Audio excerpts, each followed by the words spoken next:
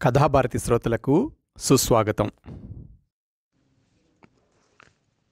ఈ వారం కథారచయిత డాక్టర్ జడా సుబ్బారావు గారు. వీరి 2 కథలు తూర్పారబోత, వెలి ఇదివరలో చదివి వినిపించాను.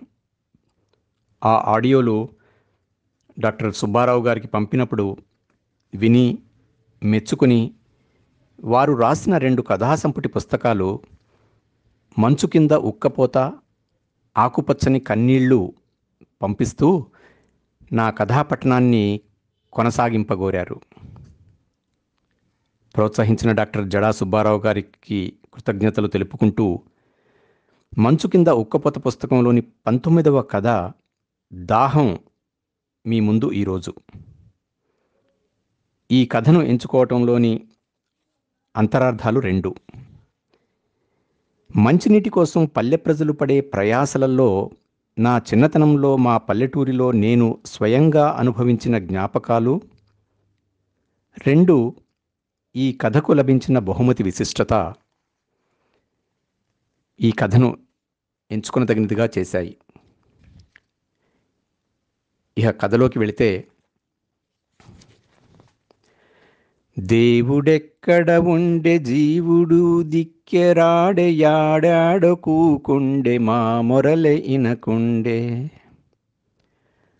మునివేళ్లతో తంబూరా మీటుకుంటూ ఊరిలోకి అడుగుపెట్టాడు సిద్ధయ్య. అతని గొంతులోని పాట గాలితో కలిసి దిక్కుల్లో మార్మోగుతుంది. పిల్లా జిల్లా సిద్ధయ్యను చూసి చప్పట్లు కొట్టసాగారు. చుట్టలు తాగుతున్న ముసలి ముతక అందరూ సిద్ధయ్య పాటకు బుర్రలూపసాగారు. వాళ్ల ఉత్సాహం చూసి మళ్లీ గొంతు సవరించుకున్నాడు సిద్ధయ్య. గుక్కెడు నీళ్ల కోసం గొంతు ఎండిపాయ, ఏడ్చి ఏడ్చి గుండె బండ బారిపాయే. దినదినము గండంగా ఆయువు నూరేళ్ళాయే, దిగుడు బావుల్లోన బతుకు కరుసైపాయే. దేవుడెక్కడ ఉండే జీవుడి దిక్కెరాడె యాడాడో కూకుండే మా మొరలె ఇనకుండే. కళ్ళు మూసుకుని తన్మయత్వంతో పాడుతున్న సిద్ధయ్య ఆ ఊరికి ఎవరూ పిలవని అతిథి. కడుపు నిండా అన్నం పెట్టకపోయినా వరసలతో అందరినీ పిలుస్తూ ఆనందించే సిద్ధయ్య ఆ ఊరిలో అందరికీ కావలసిన వాడే. తోచిన పాటేదో పాడతాడు. ఎవరైనా ఏమైనా పెడితే తింటాడు.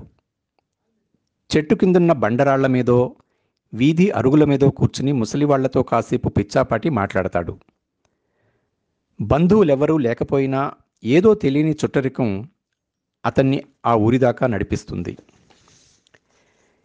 ఏం సిద్ధయ్యా, పాడిందే పాటరా పాసిపల్ల దాసుడా అన్నట్టు ఎప్పుడూ పాడిన పాటేనా? పాట మార్చరాదు అన్న మాటతో కళ్ళు తెరిచి మాటలు వినిపించిన వైపు చూశాడు సిద్ధయ్య. ముగ్గుబుట్టలా ఉన్న తల మీద చిరుగుల కండువాను చుట్టుకుని నోట్లో చుట్టపీక బయటికి తీసి తుపుక్కున ఉమ్మేస్తూ కనిపించాడు లింగయ్య. 7 పదుల జీవితం అతని ముఖంలో ఏరింకిన తర్వాత ఏర్పడే పగుళ్లలా కనిపిస్తోంది. పొమ్మంటున్న ఊరి జ్ఞాపకాల్ని నెమరేసుకుంటూ వల్లకాటి పిలుపు కోసం ఎదురు చూస్తున్నట్లుగా ఉంది లింగయ్య వాలకం. అతన్ని చూసి నవ్వుతూ, కళ్ళల్లో కాదు ఊళ్ళల్లో నీళ్లు పొంగితే నా పాట మారుతుందిలే మామా అంటూ ముందుకు సాగాడు. సిద్ధయ్య చేతితో తంబూరా మీటుతూనే ఉన్నాడు. దేవుడెక్కడ ఉండే జీవుడి దిక్కెరాడు అంటూ అతని గొంతు మార్మోగుతూనే ఉంది. అర్ధరాత్రి నడమంత్రపు సిరొచ్చినట్టుగా వస్తే తప్ప ఈ ఊళ్ళోకి నీళ్లు రావు. అయ్యొచ్చేసరికి బతికేదేవుడో సచ్చేదేవుడో. సిద్ధయ్యను చూస్తూ తనలో తనే గొణుక్కున్నాడు లింగయ్య. దూరంగా విసిరేసినట్లుగా ఉన్న ఆ ఊరి నిండా నడుస్తున్న శవాల్లా ఊపిరి బిగబట్టుకుని తిరుగుతున్నారు జనాలు. ఎవరి కళ్ళల్లోనూ జీవం లేదు, ఎవరి దేహంలోనూ సత్తువ లేదు. దాదాపు 50 గడపలుగా విస్తరించిన ఆ ఊరిలోని ఇళ్ళు కాని ఇళ్ళు అంతులేని దారిద్ర్యానికి ఆనవాళ్లుగా నిలుస్తున్నాయి. చాలీ చాలని బట్టల్ని పైకి కిందకి లాక్కుంటూ పిల్లలంతా అటూ ఇటూ పరిగెడుతున్నారు. పూర్తిగా ఎండని మురుగుంటల్ని కర్రలతో కదిలిస్తూ వాటి మీద ముసురుకున్న ఈగలు పైకి లేస్తుంటే వాటి వంక విచిత్రంగా చూస్తూ ఆడుకుంటున్నారు. తాటాకు ఇంటిని తగలబెడుతున్నట్లుగా మండిపోతున్నాయి ఎండలు. చూరు మీద కూర్చుని అదే పనిగా అరుస్తున్న కాకుల వంక దిగులుగా చూడసాగింది పంగిడమ్మ. ఆమెకు గుండె దడగా ఉంది. కాకులరిస్తే చుట్టాలొస్తారని అందరూ అంటుంటే చాలాసార్లు వింది. అలవాటులో పొరపాటుగా నవ్వులాటగా పంగిడమ్మ కూడా చాలాసార్లు ఆ మాటలు అంది. అయినా ఇప్పుడు మాత్రం ఆ మాటలు నిజం కాకూడదని మనసులో ప్రార్థించుకుంది. మాటిమాటికి పెదాల్ని నాలుకతో చప్పరిస్తూ వీధి వైపు చూస్తున్న పంగిడమ్మకు దేవతలా కనిపించింది అనంతమ్మ. ఇదిగో అత్తా, నాకు కూడా ఒక బింది నీళ్లు తెచ్చిపెట్టవు అంది ఆమె వంక చూస్తూ. బాగుందే నీ వరస. అందరిలాగా 2-3 బిందెలు నెత్తిన పెట్టుకుని మోసుకురావడానికి నేనేమన్నా నీలాగా పడుసుదాన్నా? కూసుంటే లేవలేను, లేస్తే కూసోలేను. ఈ బింది నీళ్లు మోసుకొచ్చేసరికి ఉంటానో పోతానో నాకే తెలవదో. తనలో తనే గొణుక్కుంటూ సమాధానం కోసం చూడకుండా వెళ్ళిపోయింది అనంతమ్మ. పంగిడమ్మలో ఎక్కడలేని నీరసం ఆవరించింది. నడుమంతా ఒకటే నొప్పి. దానికి తోడు పొత్తికడుపులోని నరాల్ని ఎవరో మెలితిప్పినట్లుగా, పొయ్యి మీద ఎసరు మరుగుతున్నట్లుగా తెరలు తెరలుగా భరించలేని బాధ. తలనొప్పి, వికారం, ఎక్కడా ఒకచోట కుదురుగా కూర్చోనివ్వని నొప్పి శరీరమంతా ప్రవహించసాగింది. మనసంతా చికాకుగా ఉంది. ఏ పని మీద దృష్టిని నిలపలేకపోతోంది. కాసేపు పడుకుంటే బాగుండుననిపించింది. గొంతెండిపోయి పెదాలు పెడచగట్టుకుపోతున్నాయి.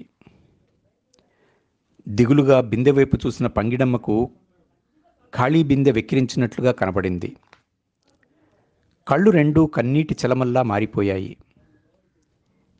ఎవరైనా ఒక్క బిందె నీళ్లు తీసుకొస్తే బాగుండని ఆశగా వీధివైపు ఎదురు చూడసాగింది.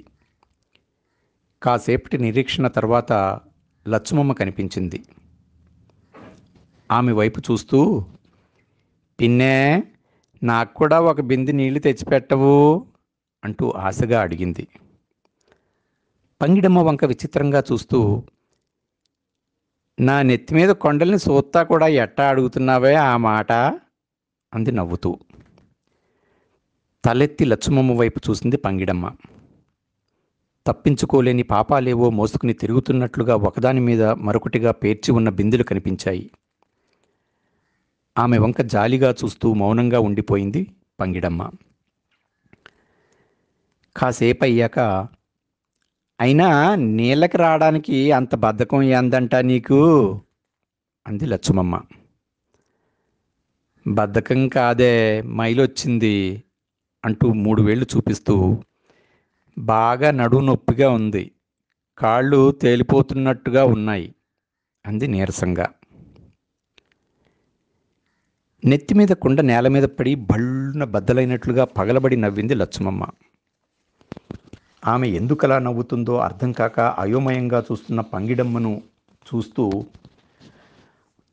ఆడదై పుట్టాక అది తప్పదో ఇది తప్పదో, మైలొచ్చిందని ముడుచుకుని పడుకోవడానికి మనం ఏమైనా కలిగినోళ్ళమా? కూటికి లేనోళ్ళం, నీటికి లేనోళ్ళం అంది తలమీది బిందెల్ని చూపిస్తూ. ఉన్న ఒక్క ఆశ కూడా నీరుగారిపోవడంతో తప్పదన్నట్లు పైకి లేచిన పంగిడమ్మకు ఒక్కసారిగా కళ్ళు బైర్లు కమ్మినట్లుగా అనిపించింది. వసారా గుంజను పట్టుకుని 1 నిమిషం అలాగే నిలబడింది. తర్వాత నెమ్మదిగా ఇంట్లోకి వెళ్ళి బిందెను తీసుకుని లచ్చుమమ్మను అనుసరించింది. నడినెత్తి మీద సూర్యుడు తాచుపాములాగా వెంబడిస్తున్నాడు. లచ్చుమమ్మతో నడుస్తుందన్న మాటే కానీ పంగిడమ్మ మనసంతా దిగులుగా ఉంది. సముద్ర తరంగాల్లా ఆలోచనలు ఉవ్వెత్తున ఎగసిపడుతున్నాయి.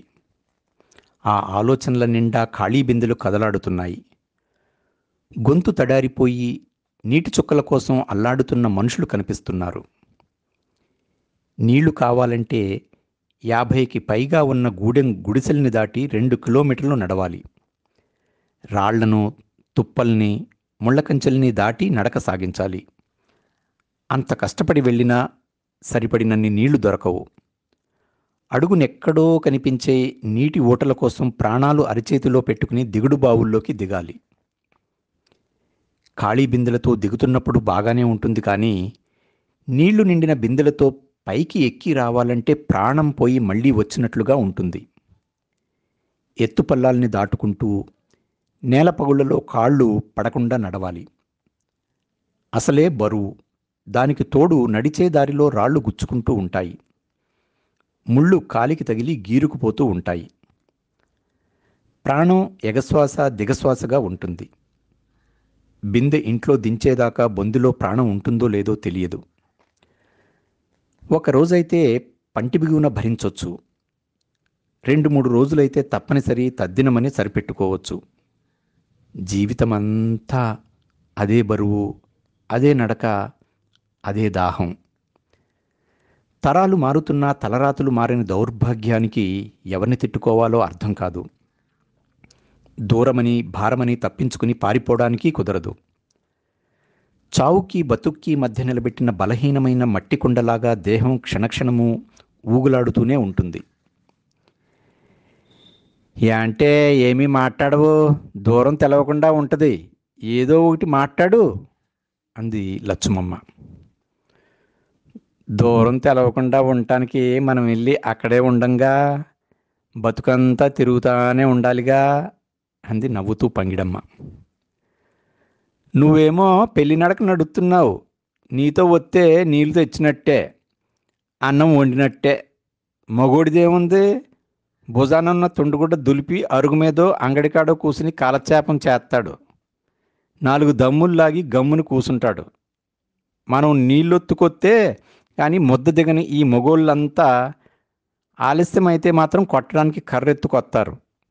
నీ వల్ల ఈ మా ఆయన చేతిలో బడితి పూజ తప్పేటట్టుగా లేదు అంది లచ్చుమమ్మ. ఆమె వంక చూస్తూ, ఏం చేయను పిన్ని, నీళ్ల బరువు ఒక రకం నరకమైతే నెత్తుటి నడక మరీ నరకంగా ఉంది అంటూ పంటి బిగువున బాధ భరిస్తూ నెమ్మదిగా నడవసాగింది. పంగిడమ్మలో మళ్ళీ ఆలోచనల తేనెతుట్టు కదిలింది. అక్కడక్కడా విసిరేసినట్లుగా ఉన్న ఇళ్ల మధ్య అతుకుల బొంతగా కనిపించే పుట్టిల్లు గుర్తుకొచ్చింది. 4 పక్కలా పాతిన కర్రలు, దానికి చుట్టూ కట్టిన చిరుగుల చీరలు, అవి గాలికి ఎగరకుండా మూల మీద పెద్దరాళ్లకు కట్టిన తాడు, చెదలు సగం కొరికేసిన తాటాకుల కప్పులు ఆమె మనసులో వెంటాడే జ్ఞాపకాలుగా కదలాడసాగాయి. నీళ్లు గొప్పవా, ఇల్లు గొప్పదా అనే ప్రశ్న అప్పుడప్పుడు పంగిడమ్మ మనసులో మెదులుతూ ఉండేది. ఉండడానికి పనికొచ్చే ఇంటికంటే బతికుండడానికి పనికొచ్చే నీరే గొప్పదని సమాధానపడిపోయేది. పొద్దున్న లేచింది మొదలు పడుకునేదాకా నీళ్ల కోసం తపన పడే ఆడవాళ్లు కళ్ల ముందు కదలాడారు. కర్రల వంతెనలు దాటుకుని నీళ్ల బిందెల బరువులు కిలోమీటర్ల కొద్దీ మోసి మోసి అలసి సొలసిపోయిన ఆడవాళ్లు, నడిచి నడిచి ప్రాణాలు పోగొట్టుకున్న ఆడవాళ్లు, అనారోగ్యంతో మంచాన పడిన ఆడవాళ్లు గుర్తొచ్చారు. బతికున్న వాళ్ల పెళ్లి చేయడానికి బిందెల బిందెల నీళ్లు మోసి చచ్చిపోయిన వాళ్ళు, మనిషి చచ్చిపోతే అంతిమ సంస్కారాలకు నీళ్లు దొరకని సందర్భాలు, 1-2 బతుకంతా ఖాళీ కుండలు బద్దలవుతున్న చప్పుడే. ఇప్పుడు ఇల్లు మారింది, పెళ్లి పేరుతో ఊరు మారింది. అయినా అవే కష్టాలు, అవే కాష్టాలు. పాదంలో రేగుముళ్ళు గుచ్చుకుని ఒక్కసారిగా ముందుకు తూలింది పంగిడమ్మ. ఒక్కసారిగా ఎక్కడలేని బాధ వెల్లువలా తన్నుకొచ్చింది. ఎడంకాలు పైకెత్తి కుడి మోకాలు మీద పెట్టుకుని పాదంలోని ముళ్ళును బయటికి లాగింది. దారిలో ఎదురవుతున్న ఆడవాళ్లంతా నెత్తిమీద దిగులు బరువును మోస్తూ కనిపించారు. కొంతమంది ఖాళీ బిందెలతోనూ, మరికొంతమంది నీళ్ల బిందెలతోనూ ఎదురవుతున్నారు. అమాయకంగా కనిపిస్తున్న చిన్నపిల్లలంతా తోచిన చెంబో గిన్నో పట్టుకుని పెద్దవాళ్లతో నడుస్తున్నారు. మన ఓట్ల కోసం ఎగబడినోళ్ళు మన పాటలు చూడటానికి ఎందుకు రారో, అవసరం ఉంటేనేమో బెల్లం చుట్టూ ఈగలు, అవసరం తీరాక ఎంటబడి తరిమే పాములు అంది కాసేపు నడిచాక పంగిడమ్మ. ఆ మాటలకు పెద్దగా నవ్వుతూ, ఏందే పిల్లా, ఇయాలంతా ఏదేదో మాట్లాడుతున్నావు. నువ్వు ఓటేసి గెలిపించినోళ్ళంతా నీ ఇంటి చుట్టూ పెదర్చనాలు చేసి పొర్లు దండాలు పెడతారనుకుంటున్నావా అంది లచ్చుమమ్మ. గుక్కెడి నీళ్లు లేక పల్లెలన్నీ వల్లకాడయ్యాక ఆళ్ళొచ్చి చేసేది మాత్రం ఏముందంట అంది పంగిడమ్మ. లచ్చుమమ్మ ఏమీ మాట్లాడలేదు. ఏమో పిన్ని, నీళ్ల కోసం రోజు ఇంత దూరం రావటం చాలా కట్టంగా ఉంది. ఆడదానికి అంతులేని కన్నీళ్ళెట్టిన ఆ భగవంతుడు అయి తాగి బతికే వరమిచ్చినా బాగుండు. సచ్చేలోపు కడుపు నిండా నీళ్లు తాగి పేనాలు వదలాలని ఉంది. ఆ కోరికన్నా తీరుద్దో లేదో అంది పంగిడమ్మ. లచ్చమమ్మ పెద్దగా నవ్వింది. అయినా ఆ నవ్వులో జీవం లేదు. నవ్వుతున్నప్పుడు ఆమె కళ్ళ నిండా నీళ్లు చిప్పిల్లాయి. అవి కళ్ళను దాటుకుని చెంపలపై ధారలు కట్టాయి. గొంతెండిపోయి రోజు చచ్చే మనకు అంతకన్నా మంచి కోరికలు ఎలా కలుగుతాయిలే అంటూ తనలో తాను గొణుక్కుంది. ఇద్దరూ దిగుడుబావి దగ్గరికి చేరుకున్నారు. ఆడవాళ్లు చిన్నపిల్లలతో ఆ ప్రాంతమంతా శరణార్థుల శిబిరంలా ఉంది. ఒంటి మీద సరిగా బట్టలున్నాయో లేదో కూడా చూసుకోకుండా యుద్ధానికి భయపడి తలదాచుకోవడానికి వచ్చిన గుంపులా ఉంది. బావి గట్టు నుంచి కిందికి చూస్తే పాతాళంలోకి చూస్తున్నట్లుగా అనిపించింది. ఆడవాళ్లంతా ఒక్కో మెట్టు మీద నిలబడి ఉన్నారు. ఒకరు బిందె ముంచి అందిస్తుంటే మిగతా వాళ్ళు దాన్ని అందుకుని పైకి చేర్చుతున్నారు. ఒక్కరొక్కరుగా ముందొచ్చిన వాళ్ళంతా నీళ్ల బిందెల్ని తీసుకుని వెళ్ళిపోసాగారు. నేను దిగనా లోపలికి అన్నట్లు పంగిడమ్మ వైపు చూసింది లచ్చుమమ్మ. వద్దన్నట్లు కళ్ళతోనే సైగ చేసి ఒక్కో మెట్టు దిగసాగింది పంగిడమ్మ. నీళ్లకు దగ్గరగా ఉన్న ఆఖరి మెట్టు మీద నిలబడి ముందుకు వంగి బిందెను నీళ్లలోకి ముంచి లచ్చుమమ్మకు అందించింది. తర్వాత మరో బిందెను తీసుకుని నీళ్లలోకి ముంచడానికి ముందుకు వంగింది. అంతే, పట్టు తప్పి ఒక్కసారిగా కళ్ళు తిరిగి నీళ్లలోకి పడిపోయింది పంగిడమ్మ. నీళ్లలో తేలుతూ మునుగుతూ రెండు చేతుల్ని పైకి లేపి కాపాడమన్నట్లుగా చేతులను ఆడించసాగింది. ఏం చెయ్యాలో అర్థం కాలేదు లచ్చుమమ్మకు. ఒకరిద్దరు తప్ప బావి దగ్గర ఎవరూ కనిపించలేదు. వాళ్లను దగ్గరకు రమ్మన్నట్లుగా పిలుస్తూ ఏదో ఆలోచన స్ఫురించి తన ఒంటి మీద చీరను విప్పేసి దాని చివర చిన్న రాయి ముడేసి పంగిడమ్మను పట్టుకోమన్నట్లుగా నీటిలోకి విసిరేసింది. అప్పటికి పూర్తిగా మునిగిపోతున్న పంగిడమ్మకు ఒక ఆసరా దొరికినట్లయింది. ఆఖరి మెట్టు మీద కూర్చుని తన బలమంతా ఉపయోగించి పంగిడమ్మను ఒడ్డుకు లాగటానికి ప్రయత్నం చేయసాగింది లచ్చుమమ్మ. కొద్దిసేపు బాగానే సహకరించిన పంగిడమ్మలో హఠాత్తుగా చలనం ఆగిపోయింది. రాయిని పట్టుకున్న చేయి కట్టెలా బిగుసుకుపోయింది. లచ్చుమమ్మ గుండె దడదడలాడింది. సగం శరీరం నీళ్లలోనూ, మిగతా సగం దేహం మెట్టు మీద పడి అచేతనంగా మారిన పంగిడమ్మను చూసింది. నడవలేక నడుస్తూ పంగిడమ్మ మాట్లాడిన మాటలన్నీ గుర్తొచ్చాయి. కడుపు నిండా నీళ్లు తాగేసి నిద్రపోతున్నావా అనుకుంది. నీళ్ల బిందె తీసుకుని హడావుడిగా ఒక్కో మెట్టు దిగి కిందకు వచ్చిన అనంతమ్మ, ముదనష్టపుది, సావడానికి ఇంతకన్నా సోటు దొరకలేదా? రేపటి నుంచి నీళ్ళ సుక్కల కోసం కుక్కలా ఎక్కడెక్కడ తిరగాలో. ఇట్టా ఉత్తి కొండలతో వెళ్తే కోడల చేతిలో పస్తులే. తనలో తనే గొణుక్కుంటూ వెనక్కి తిరిగింది అనంతమ్మ. ఎవరెవరో వత్తారు, ఏమేమో చెబుతారు, ఏళ్ళు గడిసిపోయే ఎతలు దీరకపోయే. నీటి సుక్కల కోసం కోటి మొక్కులు మొక్కి సొమ్మసిల్లిన బతుకు వల్ల కాటికి పాయే. దేవుడెక్కడ ఉండే జీవుడీ దిక్కెరాడే, యాడాడో కూకుండే మా మొరలే ఇనకుండే. గాలిలో తేలి వస్తున్న సిద్ధయ్య గొంతు పంగిడమ్మ నిర్జీవ దేహాన్ని చూసి పొగిలి పొగిలి దుఃఖిస్తోంది. చితిని వెలిగించడానికి నిప్పుకర్రలు తెచ్చినట్లుగా మండిపోతున్నాడు సూర్యుడు. అదండి డాక్టర్ జడా సుబ్బారావు గారి కథ దాహం. అమెరికా తెలుగు సంఘం టెల్సా నిర్వహించిన కథల పోటీల్లో 50,000 రూపాయల ప్రథమ బహుమతి పొందిన కథ ఇది.